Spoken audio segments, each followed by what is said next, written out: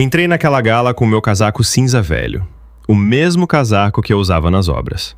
O que tinha o punho esquerdo surrado e um rasgo perto do bolso que eu nunca tinha arrumado. Entrei pelas portas principais do Meridian Hotel.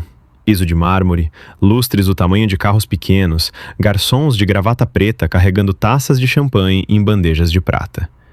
E fiquei parado um segundo só olhando tudo aquilo. Foi aí que eu a ouvi. Não vi a Vanessa de cara, mas reconheci aquela voz, aquela risada baixa e brilhante que ela usava quando queria impressionar alguém. E ouvi as palavras que ela sussurrou para o homem ao lado dela. É meu marido. Eu sei. Ele parece um mendigo. Parece que entrou pela porta errada. Uma pausa. Não liga para ele. Não vai demorar muito aqui. Não me movi. Não pisquei. Fiquei parado, segurando uma taça de água com gás que eu nem queria, olhando aquele salão girar ao meu redor como se eu fosse uma pedra no meio de um rio. Ela não sabia que eu tinha ouvido. Ela raramente sabia. Esse foi meu erro por muito tempo, ser calado demais. As pessoas esquecem que você escuta quando você é quieto. Mas tem uma coisa que ela não sabia. Uma coisa que ninguém naquele salão sabia. Eu não tinha ido para ficar. Não tinha ido para fazer cena. Não tinha ido implorar para minha esposa me reconhecer em público, nem tentar me encaixar no meio de gente que exibia o patrimônio na lapela do paletó. Eu fui porque antes daquela noite acabar, todo mundo naquele salão ia descobrir exatamente que tipo de mulher eles estavam aplaudindo. E eu precisava de uma resposta antes que tudo desabasse. Precisava ver se ela ia me olhar, uma vez que fosse, e lembrar quem eu era. Ela não olhou. E é por isso que você está ouvindo essa história agora. Deixa eu te levar 6 anos atrás. Eu tinha 30 anos, tocava uma pequena empresa de reformas em Phoenix, no Arizona. Nada glamuroso. Reformas residenciais, construção civil, obras comerciais.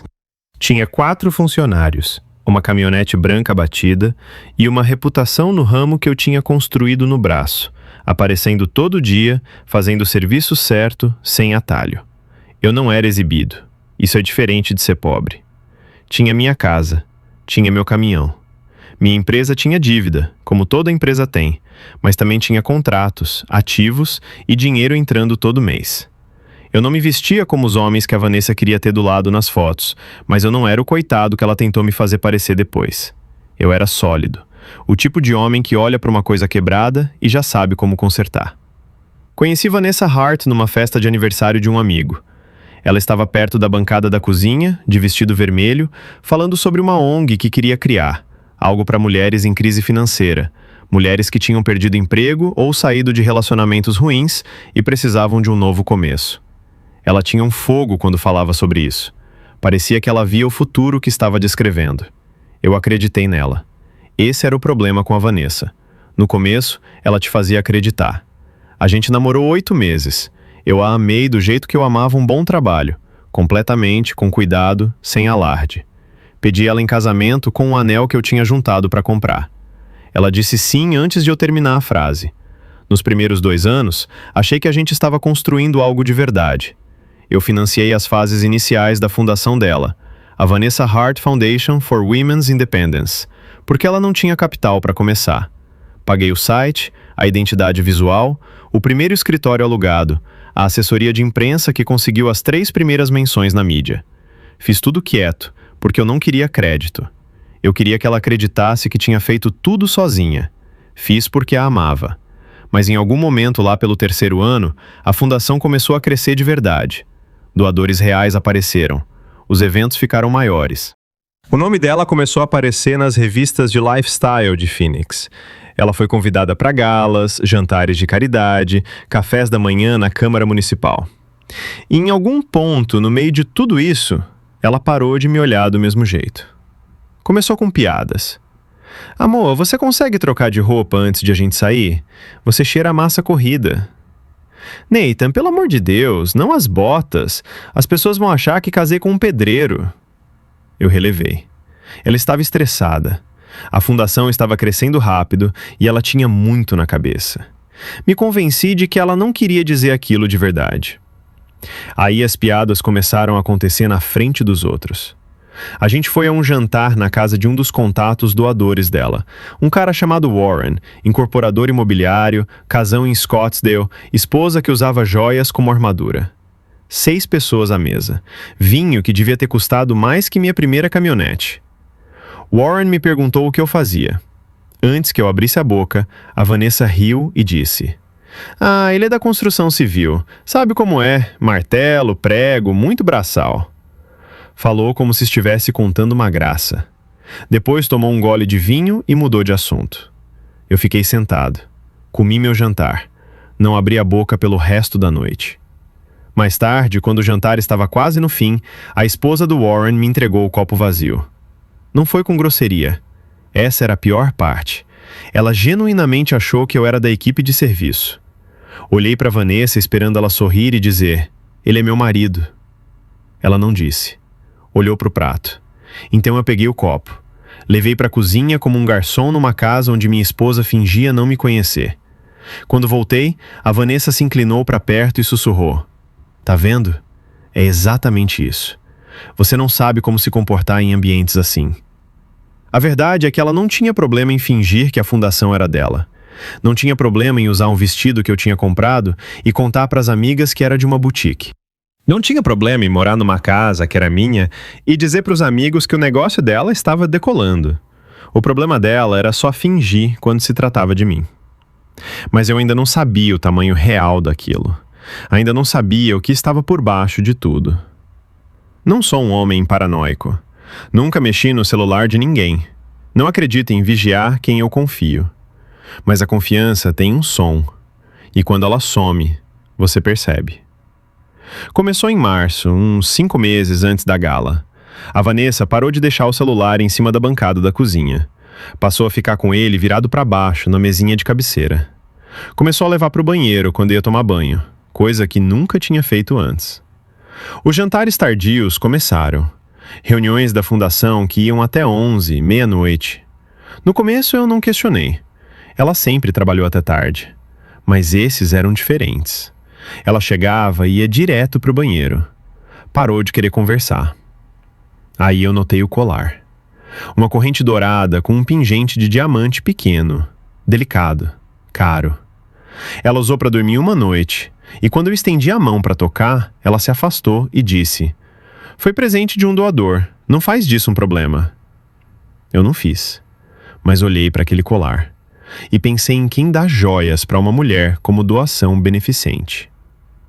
3 semanas depois, eu estava esvaziando a lava-louças enquanto a Vanessa atendia uma ligação na varanda. O celular dela vibrou na bancada. Ela tinha deixado ali por 1 segundo.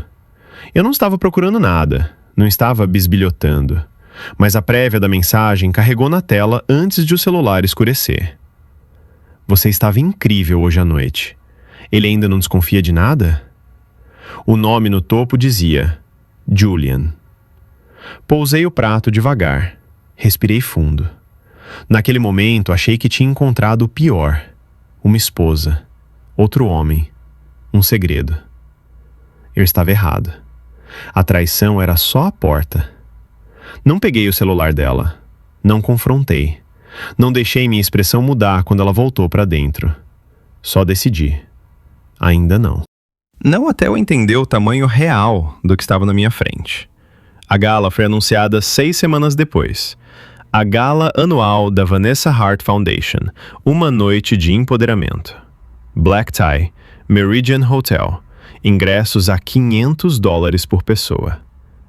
O rosto dela no material de divulgação, aquele sorriso confiante e polido, o mesmo que eu já pensei que era só para mim. Ela me pediu para não ir. Não com delicadeza, não com desculpa, diretamente, no jantar, olhando para o celular. "Nathan, preciso que você fique em casa nessa." Eu pousei o garfo. "É o maior evento do seu ano." "Exatamente. Por isso preciso que corra bem. O Julian e os doadores dele vão estar lá. Gente do gabinete do governador, imprensa. Eu simplesmente não consigo gerenciar seu conforto em cima de tudo mais." Meu conforto. "Sou seu marido," eu disse. "Eu sei," ela disse, "mas pessoas como Julian, elas estão acostumadas com um certo tipo de ambiente. Você chegando com sua jaqueta, cheirando a obra, passa a mensagem errada." Fiquei olhando para ela um longo momento. Que mensagem passa? Ela não respondeu. Em vez disso, se inclinou para frente e baixou a voz como se estivesse me fazendo um favor. Se alguém perguntar quem você é, diz que ajudou com os reparos do espaço. As pessoas vão entender. Faz mais sentido do que tentar explicar a gente. Ela queria que eu fingisse ser o cara da manutenção. Num evento que eu tinha financiado em silêncio anos atrás. Numa fundação que eu tinha alimentado com dinheiro desde o começo. Me reclinhei na cadeira. Tá bom, eu disse baixinho. Vou te dar essa noite. E eu quis dizer. Só não do jeito que ela imaginou. Em abril, tive uma reunião com o meu contador. Coisa de rotina. Revisão trimestral, imposto de renda. O nome dele era Marcos. A gente trabalhava junto há 5 anos. Era meticuloso, cuidadoso. O tipo de homem que nota o que os outros perdem. Perto do fim da reunião, ele parou em algo na tela e disse com cuidado. Nathan, você tem revisado os relatórios de despesas da fundação recentemente? Falei que não estava mais diretamente envolvido nas finanças. A Vanessa tinha contratado o próprio contador da fundação 2 anos antes. Eu tinha me afastado. Marcos abriu um documento na tela e virou devagar para mim. Alguém me mandou isso anonimamente. Acho que você precisa ver. Eu olhei. Os desembolsos beneficentes reportados pela fundação eram reais, sim. Programas para mulheres, serviços de assistência jurídica, subsídios de moradia emergencial, tudo legítimo, tudo visível nos registros públicos. Mas as despesas operacionais eram outra coisa. $4.200. Hotel Biltmore, 2 noites, suíte executiva. $6.800. Roupas de grife, consultora de estilo pessoal. $3.500. Jantar privado, restaurante Chateau Lumière. $12.000. Aluguel de apartamento, mês a mês, centro de Phoenix. Tudo classificado como custos de divulgação e administrativos. A taxa de despesas operacionais da fundação estava em quase 60%. Fundações legítimas giram em torno de 15%. Fiquei sentado. Fui página por página. Dinheiro de doadores, dinheiro de arrecadações, dinheiro de galas. Pessoas tinham dado para apoiar mulheres vulneráveis e estava pagando suítes de hotel e roupas de grife. Mas aí eu desci mais ainda nas páginas e cheguei a uma categoria de pagamento que fez meu sangue gelar. O rótulo dizia: Campanha Memorial Linda Cole, Desenvolvimento de Doadores Contínuo. O nome da minha mãe.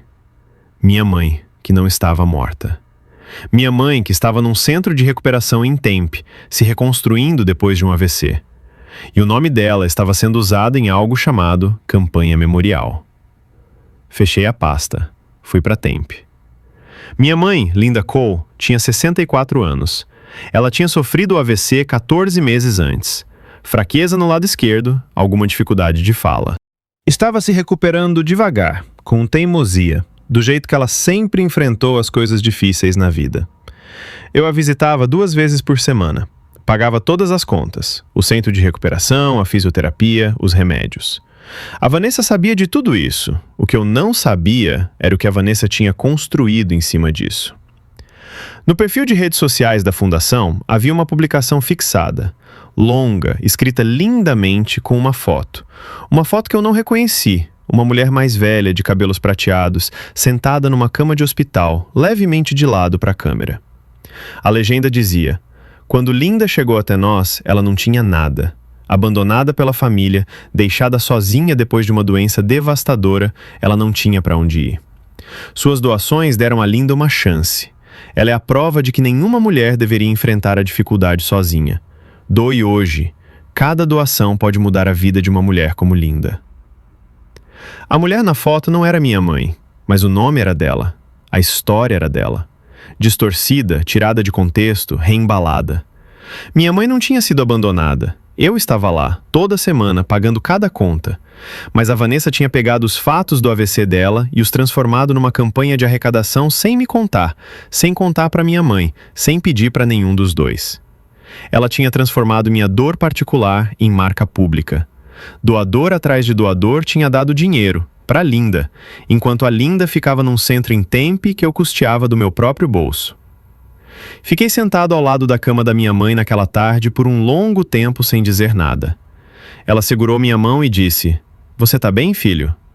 Falei que estava, mas não estava. E a Vanessa tinha acabado de cometer um erro muito sério. Tem uma coisa sobre construir algo para outra pessoa. Você pode fazer isso de forma tão silenciosa, tão completa, que a pessoa esquece que aquilo foi construído. Ela começa a acreditar que sempre esteve lá, que cresceu sozinho, que ela criou do zero. A Vanessa acreditava nisso sobre si mesma. Ela acreditava que as conexões do Julian davam credibilidade a ela. Acreditava que o charme dela tinha construído a marca. Acreditava nas próprias entrevistas, nas próprias citações de revista, nos próprios comunicados de imprensa. Mas eu tinha uma pasta no meu notebook em casa. Uma pasta que eu não abria há 3 anos. Dentro dela havia registros, transferências bancárias, doações anônimas de uma LLC que eu tinha aberta em 2019, totalizando $42 mil, enviadas aos fundos de campanha iniciais da fundação. Essas foram as doações que garantiram a primeira contrapartida de patrocinador. Notas fiscais da primeira assessoria de imprensa dela, pagas por mim, passadas por uma conta empresarial que ela nunca questionou. O contrato do primeiro escritório dela na Camelback Road, assinado e garantido por mim quando ela não tinha histórico de crédito como pessoa jurídica. O capital inicial da primeira gala dela, $11 mil de uma poupança que levei 2 anos montando. Ela achava que grandes doadores tinham acreditado nela. Ela não sabia que o primeiro grande doador era o homem a quem ela pediu para se passar pelo cara da manutenção. Ela não sabia que o alicerce embaixo de toda a vida dela era o mendigo do casaco cinza. E ela tinha tornado a mentira pública. Tinha subido em palcos e dito para plateias que tinha feito tudo isso sozinha. Tinha usado o nome da minha mãe para financiar uma fantasia de independência que ela nunca de fato alcançou. Isso significava que a verdade também precisava ser pública. Passei as 3 semanas seguintes fazendo ligações. O Meridian Hotel tinha aquela aparência que o dinheiro sempre tem quando está tentando impressionar. Iluminação azul escuro, arranjos florais mais altos que eu, um quarteto de cordas perto da entrada tocando algo que eu não reconheci, mulheres com vestidos que provavelmente custavam mais que meu caminhão, homens de terno que pareciam ter sido costurados no corpo. Eu estava de casaco cinza, não porque eu não tinha terno, eu tinha terno. Vesti porque queria que ela me visse exatamente como sempre tinha me visto. E queria ver se isso ia mudar naquela noite. A Vanessa estava do outro lado do salão quando eu entrei, rindo com um grupo de pessoas que eu vagamente reconhecia do círculo de doadores dela. Ela estava de vestido verde escuro, com as costas abertas. Caro, o tipo de coisa que ela sempre ficava incrível. O Julian estava ao lado. Alto, cabelos grisalhos, à vontade em ambientes assim, do jeito que alguns homens simplesmente são. Ele tinha a mão na cintura dela. Ela me viu. Por um segundo, só um, algo cruzou o rosto dela. Não culpa, irritação. Depois ela desviou o olhar.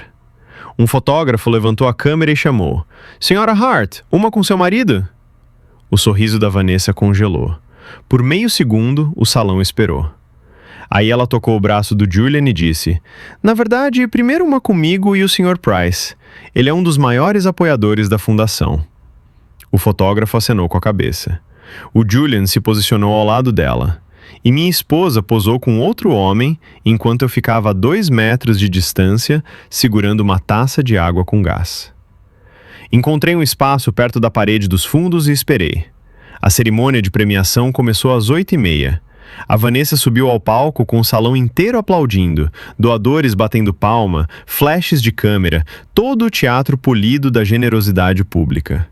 Ela era boa nisso. Vou dar esse crédito a ela. Ficou no púlpito e falou sobre resiliência, sobre visão, sobre construir algo do zero num mundo feito para segurar as mulheres. Falou sobre ter pessoas na sua vida que te diminuem, que tentam te definir pelas limitações delas, que não conseguem entender a ambição porque não tem nenhuma. Ela fez uma pausa. Eu tive essas pessoas na minha vida, ela disse. Pessoas que olhavam para o que eu estava construindo e não conseguiam imaginar. Pessoas que eram tão confortáveis na mediocridade que tinham raiva de qualquer coisa que tentava crescer. Algumas pessoas na plateia olharam em volta. Algumas olharam para mim. O Julian, lá na frente, sorriu. A Vanessa sorriu de volta. Mas eu parei de deixar essas âncoras me prender, ela disse. Parei de me desculpar por querer mais.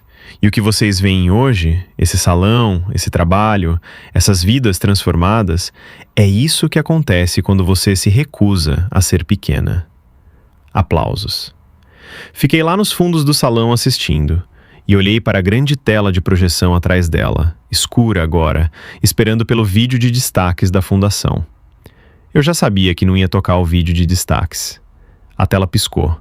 Algumas pessoas notaram, depois mais algumas. Os aplausos foram diminuindo à medida que os olhos se voltavam para cima. A primeira coisa que apareceu foi uma planilha.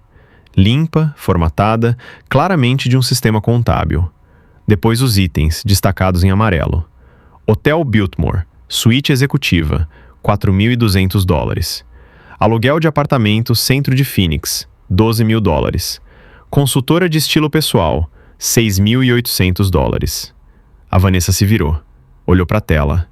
A cor do rosto dela mudou devagar, como algo escorrendo. O que é que... Ela alcançou o microfone. Isso é... Alguém está interferindo com a nossa... Aí vieram as mensagens. Uma da Vanessa para o Julian. Ele ainda acha que isso aqui é caridade. É quase fofo. Outra. O Nathan é útil porque nunca faz perguntas. Depois a última. Ele é minha carteira ambulante de bota de obra. Alguém lá perto da frente sussurrou. Meu Deus. Depois vieram os registros do hotel. 2 nomes. Vanessa Hart, Julian Price. As fotos vieram em seguida. Nada íntimo, só devastador. Os dois numa mesa de restaurante, a cabeça dela inclinada para o lado dele, a mão dele sobre a dela. Um ticket de manobrista, o saguão de um hotel. Coisas que sozinhas não significavam nada, mas juntas significavam tudo. O salão começou a murmurar. O Julian se levantou da cadeira. Aí veio o próximo slide. Campanha Memorial Linda Cole.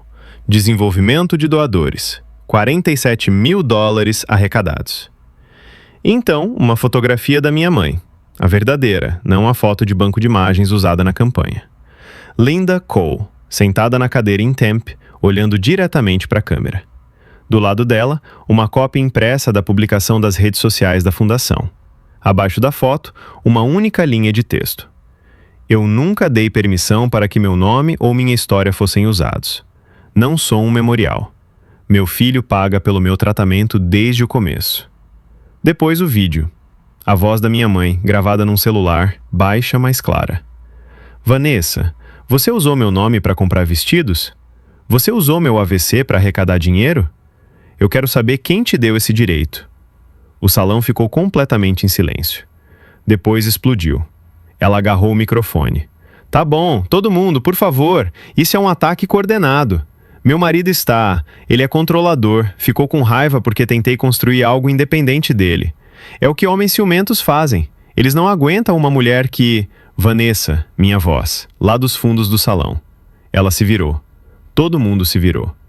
Caminhei devagar para frente. Não levantei a voz. Os registros financeiros completos, incluindo nossas contas conjuntas pessoais, registros de transações do Banco da Fundação, registros de hotel e o banco de dados de doadores, foram entregues ao Procurador-Geral do Arizona, à Divisão de Organizações Isentas da Receita Federal Americana, a 3 jornalistas investigativos e ao Conselho de Diretores da sua fundação às 5 da tarde de hoje. Silêncio. Eu não fiz isso hoje à noite, eu disse. Hoje à noite foi só para você. Ela me encarou. Pela primeira vez em muito tempo, ela me olhou de verdade. Não através de mim. Não além de mim. Nathan, você usou o nome da minha mãe. Mantive a voz firme. Essa era a única linha que eu nunca esperava que você cruzasse. Ela abriu a boca. Fechou. O Julian estava se movendo em direção à saída lateral. 2 membros da imprensa já o seguiam com câmeras. A Vanessa olhou para o Julian. E foi aí que a segunda traição da noite começou. Ele tinha dado a declaração dele 4 dias antes da gala. Fiquei sabendo por uma das jornalistas que me disse, com um tipo estranho de admiração desconfortável, que Julian Price tinha sido a testemunha colaboradora mais rápida que ela já tinha encontrado. Não esperou para ver como as provas iam se desenrolar. Ligou para a jornalista ele mesmo. A declaração confirmou o caso, 18 meses.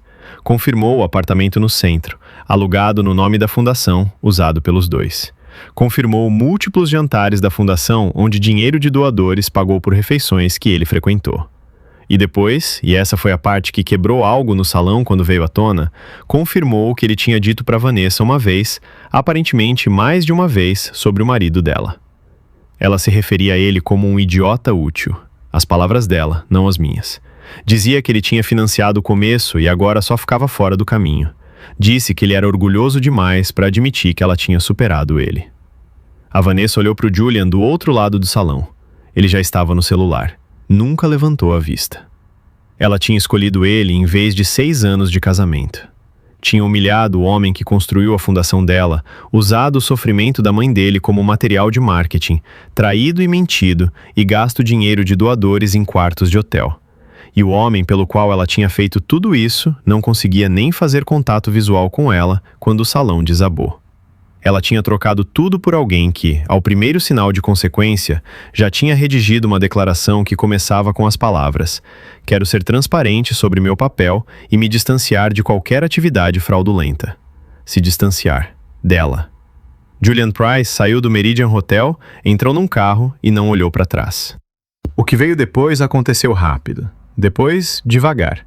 E depois, tudo de uma vez. As contas bancárias da fundação foram congeladas em 72 horas, enquanto a investigação corria.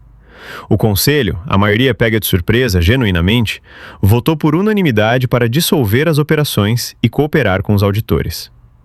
3 grandes doadores corporativos anunciaram que estavam retirando apoio e tentariam reaver os fundos judicialmente.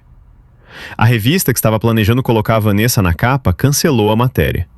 A editora enviou uma nota breve: "Estamos adiando o perfil até o resultado de processos legais em andamento." O Mercedes, alugado pela conta operacional da fundação, foi retomado numa terça de manhã no estacionamento do prédio dela.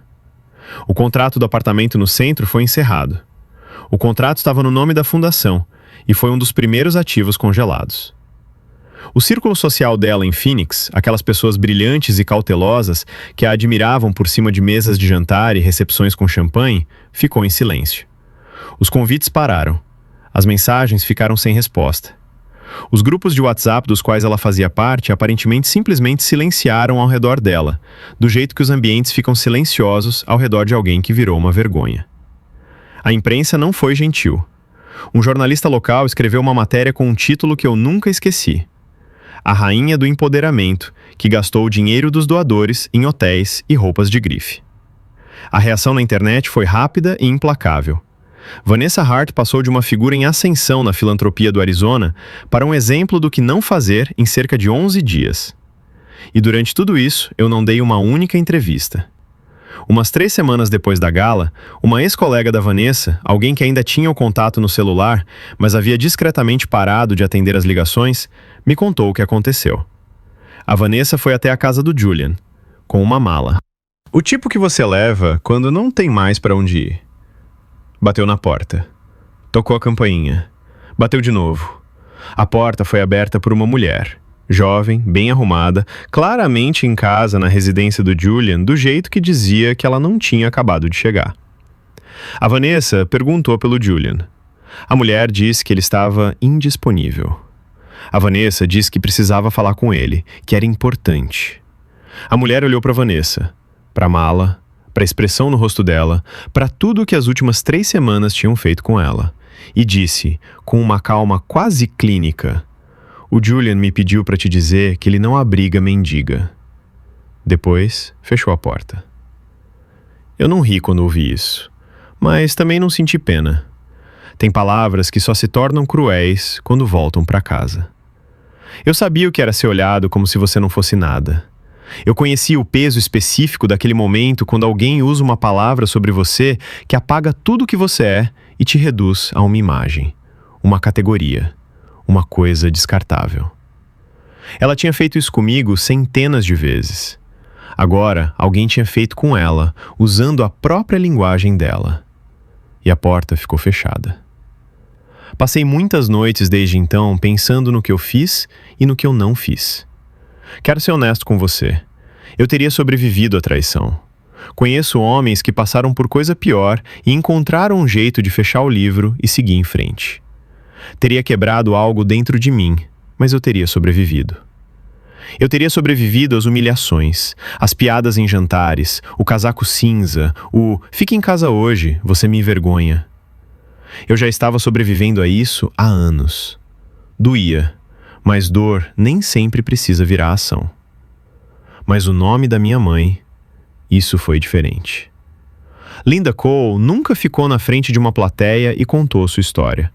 Nunca assinou autorização. Nunca concordou em ser a campanha de arrecadação de ninguém.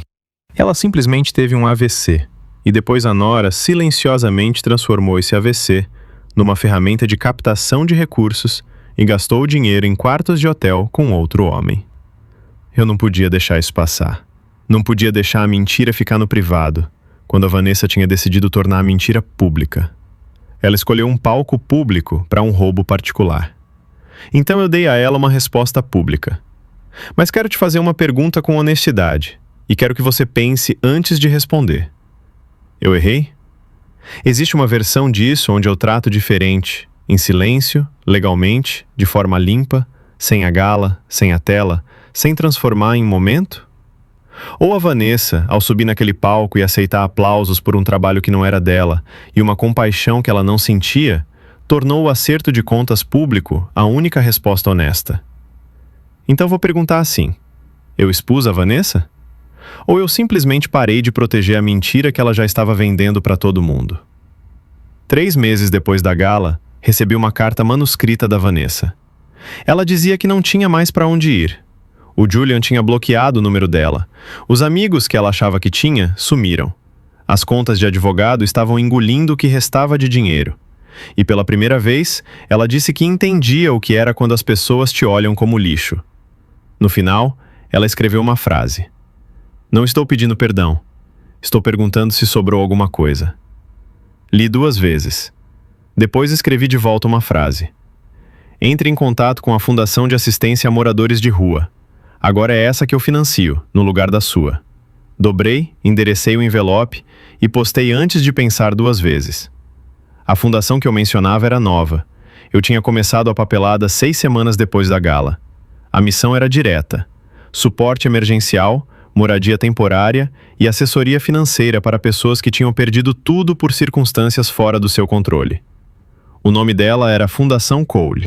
No cabeçalho, em letras pequenas abaixo do nome, fundada em homenagem a Linda Cole, que nos ensinou que dignidade não depende de quem está olhando.